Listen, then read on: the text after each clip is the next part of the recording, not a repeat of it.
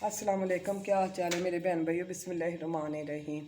आज मैं पका रही हूँ मुर्गी आलू वाली, आलू डाल के मुर्गी। ये 1 चम्मच मिर्च का लिया, 1 पौना चम्मच नमक का, आधा चम्मच हल्दी का, आधा चम्मच ज़ीरे का। ठीक है, ये अदरक लहसुन का पेस्ट है। ये मैंने 2 प्याज ले लिए बड़े से, और इसमें मैंने घी डाल दिया है, ऑयल। ठीक है, ये ना ब्राउन होने के लिए मैं रख देती हूँ। ये मैंने आलू लिए, 2-3 लिए आलू। ये मुर्गी का गोश्त है। ये मैंने 3 आलू लिए हैं, तो ये मुर्गी का गोश्त है। अब हम पकाते हैं, आपको बताते हैं कैसे। प्याज ब्राउन होने मैंने रख दिए, ब्राउन हो जाते फिर पकाया, आपको दिखाते। चलो बोलो। लहसुन अदरक का पेस्ट मैंने डाल दिया। प्याज हमारे हल्के हल्के ब्राउन हो गए हैं।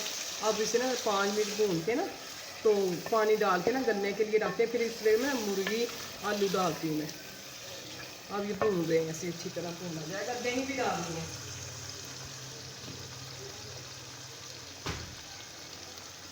दही भी डालनी इसमें ना। 5 मिनट भून लें।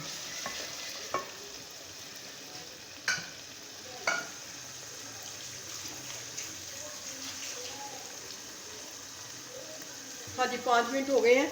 अब मैं पानी डाल दूँ। इस पानी में ना गल जाएंगे।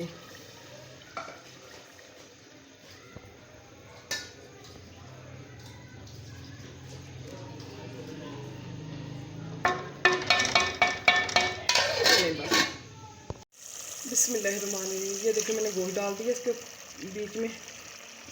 अब ये भूनते हैं। अच्छा जी, 2 मिनट भून के ना इसे, साथ ही ना मैं ना आलू भी डाल दूँगी, फिर दही भी डालती हूँ इसमें। खुशबू माशाल्लाह बहुत अच्छी आ रही है इसकी भूनने की। और क्योंकि प्याज हम लोगों ने पहले तैयार कर ली है, चिकन हम लोगों ने ऐड कर ली है। अब थोड़ी देर बाद हम लोग इसके अंदर जो है वो आलू शामिल कर देंगे।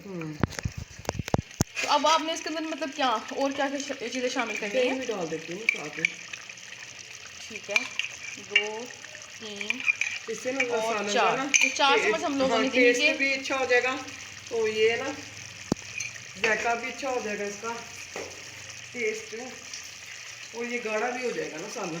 तो थोड़ा सा इसका फ्लेवर भी इसका अच्छा हो जाएगा, खट्टा सा आपको फ्लेवर मिलेगा, इसका टेक्सचर भी अच्छा हो जाएगा, और जो सा है इसकी थिकनेस वो भी सही हो। देखिए माशाल्लाह कितना अच्छा हो गया है। तो अब हम लोग शोरबा अच्छा बन जाएगा ये। ठीक है, तो वहाँ पे मतलब आप लोगों ने ज़्यादा पतला करना है, गाढ़ा रखना है, जिस तरह का रखना है वो आपकी चॉइस है, वो आप लोगों की है। हाँ, इंटरेस्ट पे कि आप लोगों ने कैसा सालन तैयार करना है। साथ अब ही हम मैं लोगों आलू ने भी डाल आलू रही हूँ भी, इसके। तो शेप आप लोग देख सकते हैं, मतलब जिस शेप में आप लोग काटना चाहें आप लोग उसको काट सकते हैं। मतलब अगर बड़े साइज़ में काटेंगे तो फिर ये होगा कि वो मतलब खुरेंगे नहीं, सॉफ्ट नहीं ज़्यादा होंगे। तो अगर छोटों में काटेंगे तो फिर वो, क्योंकि आलू गल जाते हैं जल्दी, तो मतलब 1-2 बार अगर आपने सालन गर्म किया तो फिर इस तरह वो बिल्कुल ना वो फूट जाते हैं। हाँ घुल से जाते हैं। तो इसलिए बेहतर थोड़ा सा इसके साइज़ को बड़ा रखा जाए।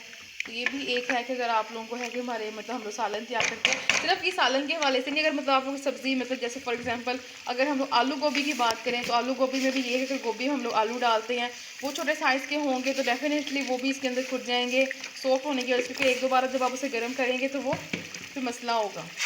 हाँ, ये पानी सूखने का इंतज़ार करते हैं, फिर इसमें ना वो डालते हैं मिर्चें। और फिर आपको दोबारा से, क्योंकि बस आप लोगों ने कहीं जाना देखना हमारी आज की वीडियो के मज़ेदार से जो चिकन और आलू की रेसिपी है वो कैसे फाइनल होगी। भी डाल रही हूँ, साथ ही भून लेते हैं। अब ये घी छोड़ेंगे ना मतलब मुर्गी, तो फिर ये हमारी ना अच्छी तरह भूनेगी। अभी भूनी नहीं गई, अभी घी आया नहीं, मैंने मसाले भी साथ ही डाल दिए।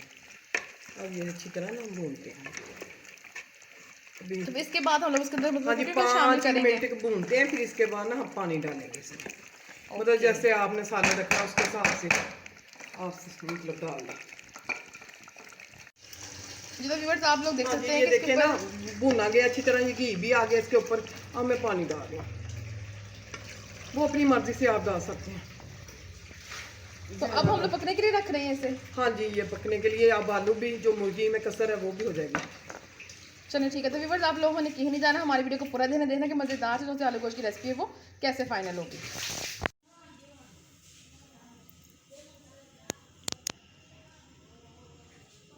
देखिए माशाल्लाह बिल्कुल तैयार हो गया। अच्छा जी, अब हमें इजाज़त दें। दुआओं में हमें याद रखें। खुदा हाफिज़। इंशाल्लाह नई वीडियो के साथ कल मिलेंगे आपको फिर।